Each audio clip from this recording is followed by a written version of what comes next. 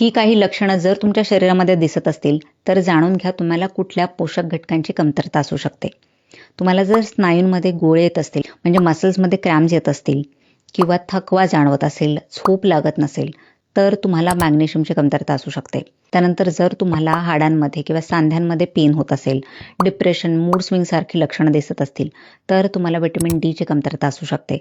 त्यानंतर जर तुमचे हातपाय सतत बधीर होत असतील, म्हणजे टिंगलिंग आणि नमनेसचा त्रास असेल, हातापायांमध्ये आग होत असेल, मुंग्या येत असतील, त्यानंतर सतत विसर पडत असेल, कॉन्सन्ट्रेशन कमी झालं असेल, त्यानंतर थकवा जाणवत असेल, तर ही व्हिटॅमिन B12च्या कमतरतेची लक्षणं असू शकतात. त्यानंतर जर तुमची त्वचा खूपच निस्तेज झाली असेल, तुमचे पिरियड्स इरेग्युलर असतील, त्वचेवर पिगमेंटेशनचा त्रास असेल किंवा तुम्हाला सतत पिंपल्स येत असतील, त्यानंतर विचार करण्याची क्षमता कमी झाली असेल, डोळ्यांमध्ये खूपच कोरडेपणा जाणवत असेल, तर ही सगळी लक्षणं ओमेगा 3च्या कमतरतेची असू शकतात.